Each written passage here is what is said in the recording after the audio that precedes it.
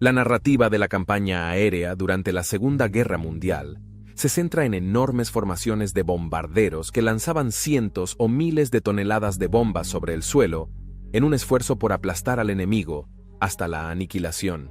A pesar de los mejores esfuerzos de las tripulaciones involucradas, lanzar bombas desde aproximadamente 4.560 metros de altura hizo que muchas de ellas no alcanzaran sus objetivos previstos, lo que significa que estaban luchando y muriendo, a menudo por nada.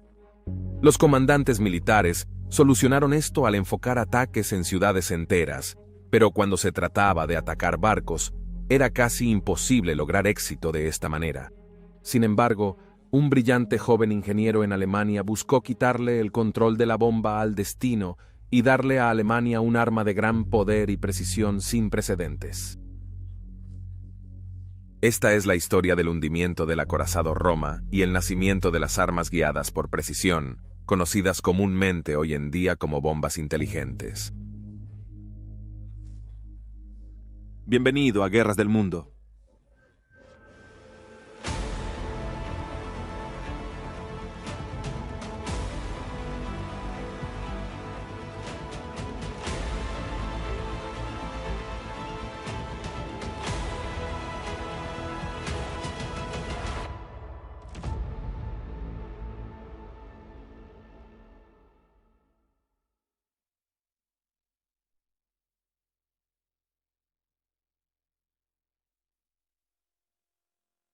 El 31 de octubre de 1922, Benito Mussolini llegó al poder en Italia, siendo nombrado primer ministro por el rey Emmanuel III, después de la llamada Marcha sobre Roma, realizada por miles de seguidores del Partido Nacional Fascista de Mussolini. En los años venideros, para gran alarma de Europa, quien acababa de derrocar a un dictador europeo, Mussolini utilizó su cargo para instituir leyes que reprimían toda oposición a su gobierno, dejándolo como el líder indiscutible del país antes de comenzar su expansión hacia el exterior desde su tierra natal. Mussolini tenía grandes ambiciones que se centraban en la restauración del Imperio Romano. Imaginó una Roma del siglo XX cuya influencia se extendía por Europa y África. Pero por supuesto, esto lo puso en desacuerdo con los imperios modernos del Reino Unido y la República Francesa, ambos con intereses propios en el mar Mediterráneo que separaba los dos continentes. Imperturbable y creyendo que Italia tenía un derecho divino a convertirse en la potencia dominante en el Mediterráneo y sus alrededores, menos de un año después de llegar al poder, ordenó el envío de tropas a Libia para sofocar los levantamientos de tribus rebeldes opuestas a la presencia italiana en el país. Entonces, más tarde en ese mismo año, un general italiano que intentaba negociar un acuerdo entre Grecia y Albania fue asesinado cerca de la frontera disputada.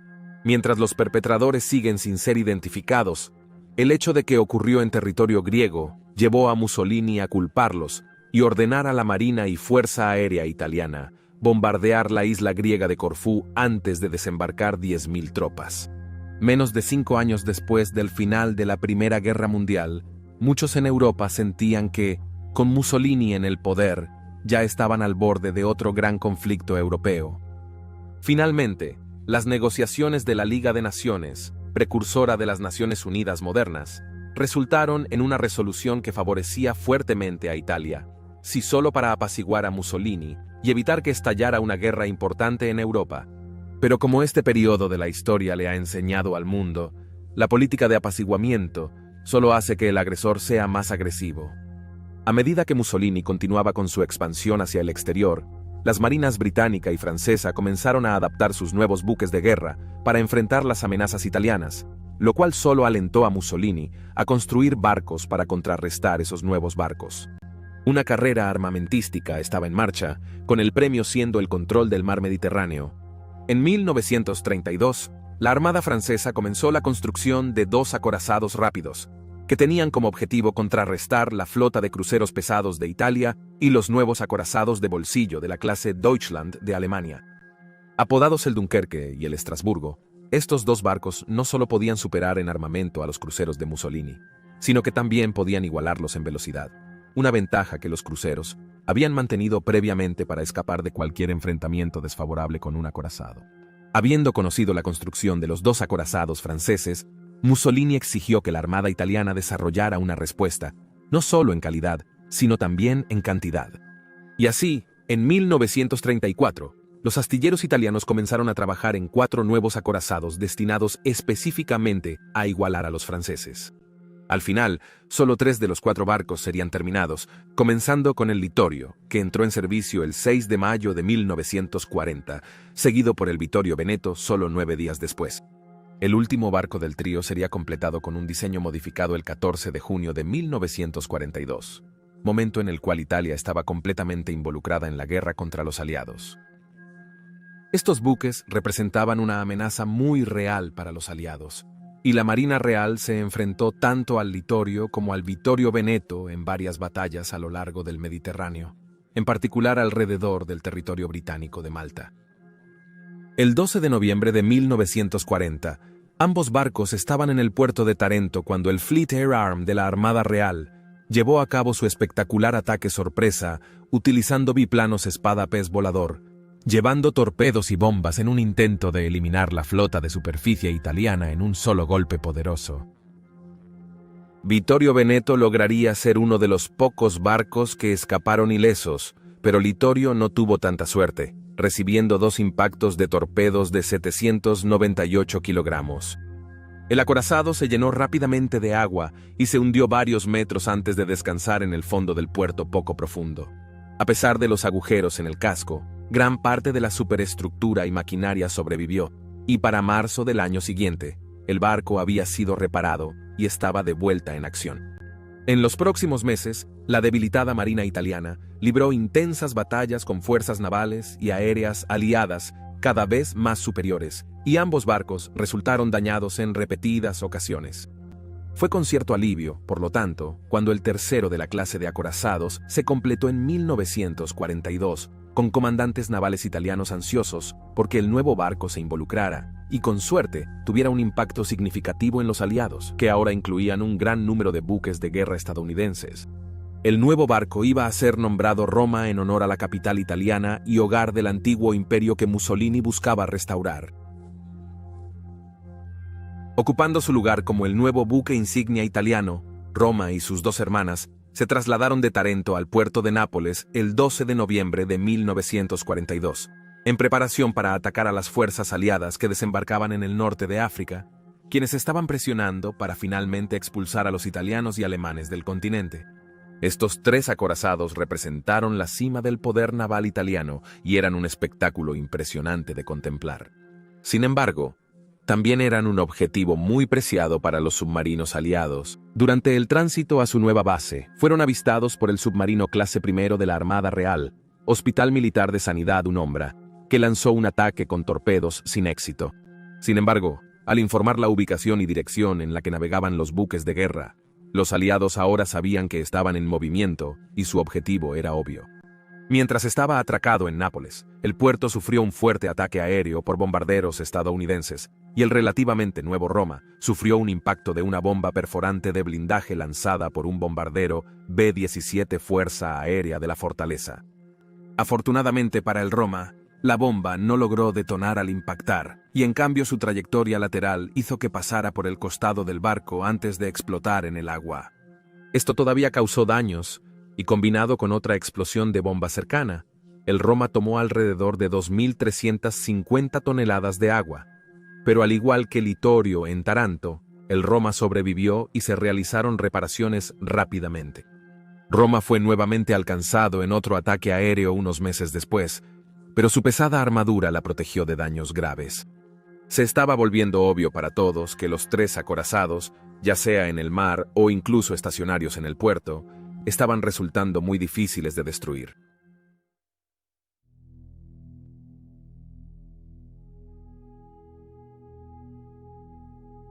La Guerra Civil Española, que se libró entre 1936 y 1939, fue algo así como un anticipo de lo que finalmente llegaría con la Segunda Guerra Mundial. Tanto Italia como Alemania enviaron tropas en apoyo de su aliado, Francisco Franco, y esto les permitió no solo probar sus nuevas armas en combate, sino perfeccionar las tácticas para utilizarlas antes de que pudiera estallar un enfrentamiento importante con Gran Bretaña y Francia. Una de las lecciones que aprendimos y que fue reforzada por la experiencia alemana en combate durante el conflicto fue que acertar a un barco desde un bombardero en nivel, como un Dornier o un Heinkel, era lo suficientemente difícil cuando el barco no se movía. Pero cuando lo hacía, el único factor decisivo a favor de un impacto directo era a menudo la suerte a la antigua. Las inmersiones poco profundas, las bombas más pesadas que se desviaban menos de sus puntos de mira y las más ligeras en ataques a menor altitud ayudaron en cierta medida a aliviar el problema, pero todas tenían sus desventajas. Y por supuesto, la amenaza del siempre creciente número de cañones antiaéreos que se estaban instalando en los barcos nunca podía ser anulada. Mientras tanto, en la Alemania nazi, la industria de la aviación de Hitler estaba enloquecida por construir aviones más nuevos, mejores y más avanzados para satisfacer la sed de dominio militar de su Führer sobre Europa y más allá. Como consecuencia, los fabricantes siempre estaban en busca de ingenieros talentosos para ayudarles a desarrollar el siguiente arma que pudiera llamar la atención de Hitler y otorgarles un lucrativo contrato de producción. Uno de esos ingenieros fue el Dr. Max Kramer, nacido en Colonia el 8 de septiembre de 1903. Para la década de 1930, este ingeniero relativamente joven ya era una autoridad destacada en el campo de la aerodinámica y las superficies de control de las aeronaves. Fue mientras Kramer trabajaba en el Centro Aeroespacial de Alemania en 1938 que se le encomendó responder a una pregunta. ¿Podría una bomba lanzada desde un avión a gran altura ser guiada hacia un objetivo? Fue una propuesta intrigante y una que Kramer rápidamente comenzó a tratar de responder.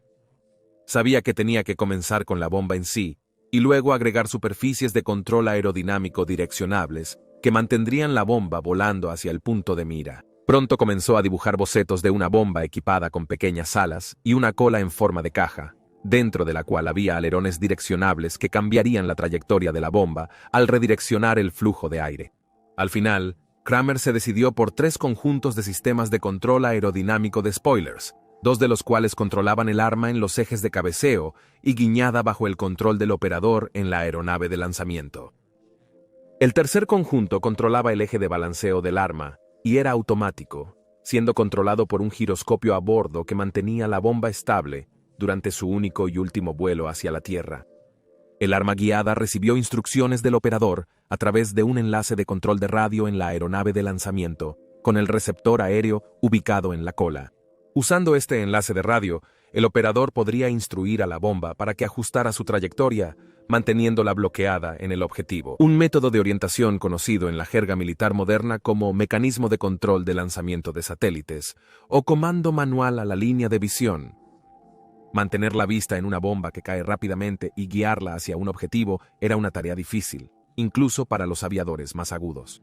Y así, se incluyó una bengala en la cola, aumentando su visibilidad para permitir que los pilotos llevaran un mejor seguimiento de su progreso. El sistema de Kramer fue finalmente incorporado en una bomba perforadora de blindaje computadora 1400, que pesaba 1.400 kilogramos y había sido utilizado extensivamente contra varios tipos de barcos aliados, incluyendo acorazados. El nuevo arma guiada era conocida por varios nombres, pero se le conoce más comúnmente como el Fritz 10. La PC 1400 ya llevaba el nombre Fritz y se agregó la X para distinguirla de su antecesora sin guía. A principios de 1943, el arma estaba siendo probada extensivamente por varias aeronaves alemanas. Al final, se decidió que el Dornier Do-217 sería la plataforma de lanzamiento más adecuada para el nuevo arma. Y los miembros del ala de bombarderos Kilogramo 100, conocida en la Fuerza Aérea Alemana como los vikingos, comenzaron a entrenar con él tan pronto como las armas estuvieron disponibles. Los resultados fueron espectaculares. Con el entrenamiento adecuado, un operador hábil podría guiar las bombas a menos de 15 metros del punto de mira, al menos el 50% del tiempo, mientras que el 90% impactaba dentro de un radio de 30 metros. Estos resultados casi garantizan infligir daños graves en cualquier barco que sea el objetivo. Y todo el tiempo, el bombardero estaba seguro, a 5.6 kilómetros de distancia. Ahora era el momento de probar el arma en combate. Y el 21 de julio de 1943, los alemanes llevaron a cabo el primer ataque aéreo en la historia, utilizando municiones guiadas de precisión lanzadas desde el aire. Para ese momento, Las fuerzas aliadas habían desembarcado en Sicilia y estaban expulsando lentamente a las fuerzas alemanas y fascistas italianas, con la ayuda en algunos casos de la población local que estaba enérgicamente opuesta al régimen de Mussolini. Bautizada como Operación Husky, un objetivo importante para las fuerzas británicas bajo el mando del general Bernard Montgomery era la captura del puerto de Augusta en la costa este de Sicilia, lo que lograron hacer el 13 de julio. Los alemanes decidieron probar su nueva arma maravillosa en combate contra los barcos aliados que ahora utilizaban el puerto. Pero los resultados resultaron tan decepcionantes que los aliados no sabían que estaban siendo atacados por armas guiadas. Sin embargo, poco después de este ataque, los alemanes desplegaron un arma similar llamada Henschel Hora Standard 293 contra el destructor británico Hospital Militar de Sanidad de Gret, hundiéndolo con éxito al noroeste de España. Esto fue guiado hacia su objetivo de manera similar al Fritz X, pero incorporó un motor de cohete para acelerar la bomba por delante del avión lanzador, haciendo que el hundimiento del Egret fuera la primera vez en la historia que se había utilizado un misil antibuque guiado en combate. Una desventaja de esta arma en comparación con el Fritz X era que la cabeza de guerra era significativamente más pequeña, con un peso de apenas 295 kilogramos. Esto significaba que, aunque era efectivo contra pequeños destructores como cruceros o barcos mercantes, sería menos eficaz contra acorazados fuertemente blindados como el Roma, y por lo tanto, el desarrollo de ambas armas continuó, los ingenieros alemanes ansiosos por demostrar su valía.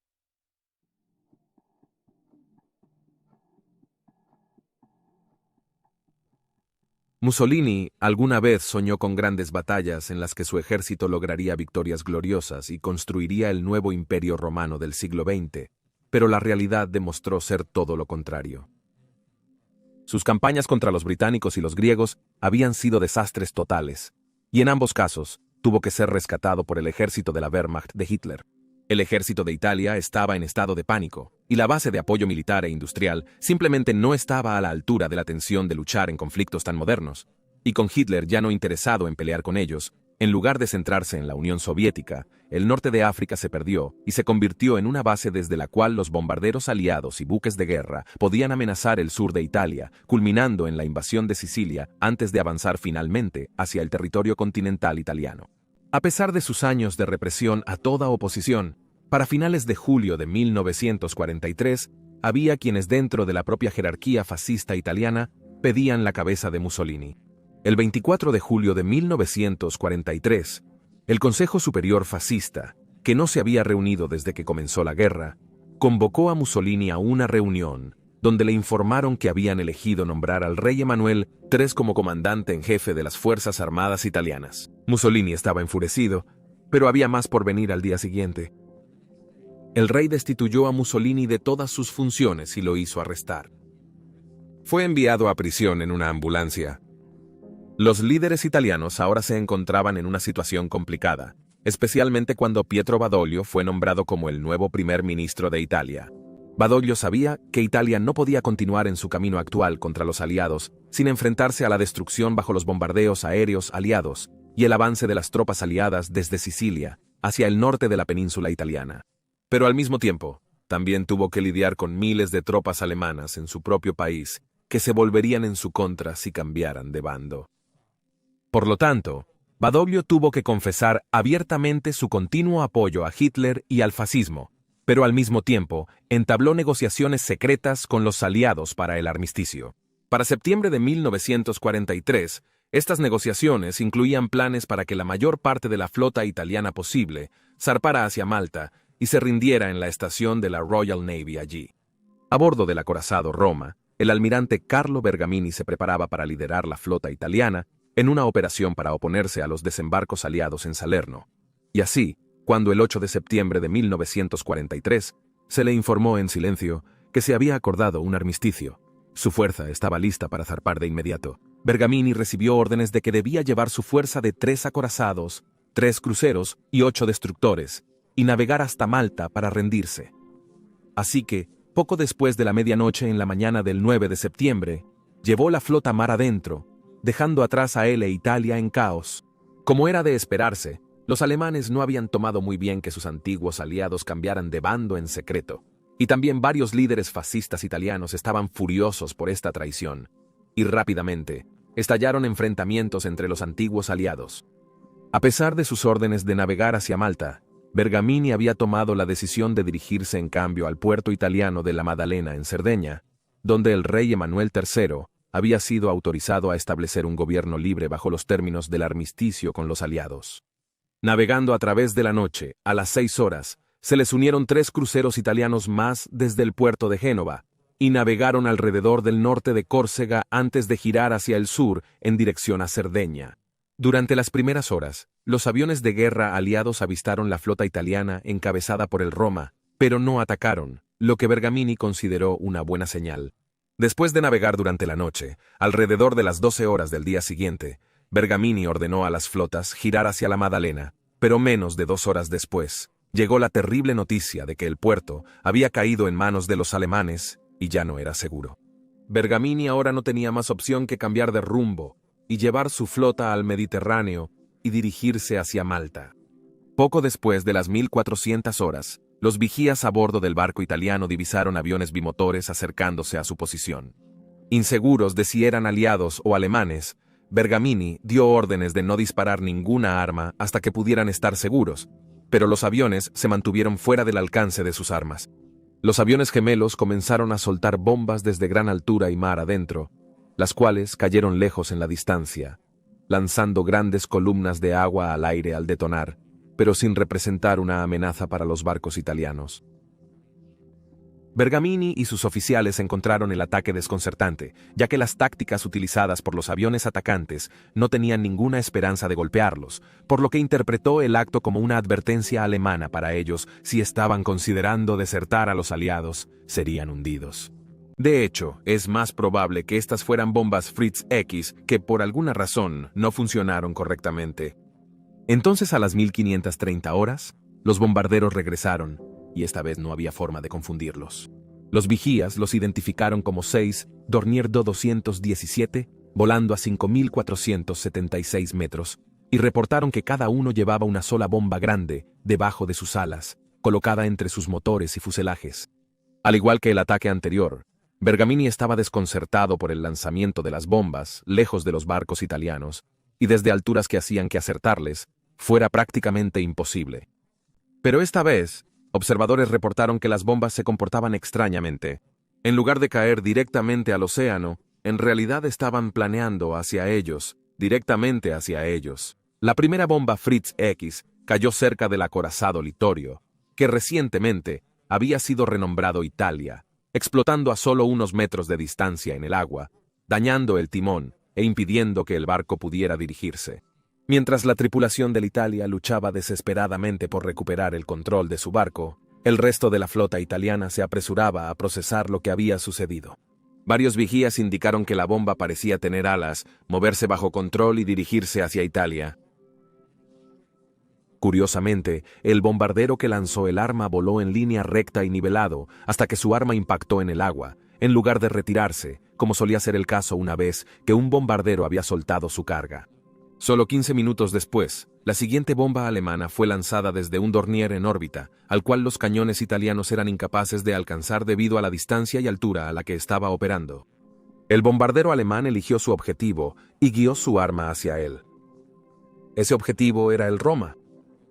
La pesada bomba guiada perforadora de blindaje de 1406 kilogramos alcanzó tal energía mientras caía que, al impactar el acorazado en su lado de estribor de popa, atravesó la cubierta blindada, descendió por varios pisos más antes de penetrar el casco mismo. Allí, detonó bajo la quilla del barco con un efecto devastador. Las salas de calderas y la sala de máquinas se inundaron con agua de mar, lo que dejó inutilizadas 2 hélices a bordo, limitando al poderoso barco a solo 22 kilómetros por hora, mientras que los cortocircuitos eléctricos provocaron cientos de pequeños incendios en la parte trasera del barco. Incapaces de detenerse y ayudar, ya que aparecían más aviones alemanes, el resto de la flota italiana comenzó a sobrepasar al Roma, que rápidamente estaba perdiendo potencia. 7 minutos después, los alemanes lanzaron un segundo ataque al acorazado mortalmente herido. A las 1552 horas, Roma fue alcanzado por una segunda bomba, nuevamente en el lado de estribor, esta vez explotando dentro de la sala de máquinas más adelantada e incendiando el depósito de municiones del cañón número 1, lo que desgarró el casco, causando más inundaciones intensas. Unos momentos después, las cámaras del segundo torreón explotaron, haciendo volar todo el torreón hacia el cielo y destruyendo la superestructura frontal en el proceso, matando a Bergamini, quien había sido totalmente incapaz de contrarrestar las armas alemanas que se utilizaban en su contra. En las cubiertas superiores, el que alguna vez fue un barco hermoso, era un desastre de metal chamuscado y retorcido, envuelto en humo y llamas, mientras que abajo el agua llenaba rápidamente cada espacio en cada cubierta. A las 1612 horas, Roma estaba en sus últimos momentos y comenzó a hundirse. Primero se inclinó antes de volcar, y luego partirse en dos, desapareciendo bajo las olas a las 1615 horas, llevando a 1253 de su tripulación a una tumba acuática. La flota italiana navegó, asombrada por la eficiencia del ataque alemán que había aniquilado su buque insignia antes de ser internada en Malta por los aliados durante gran parte del resto de la guerra.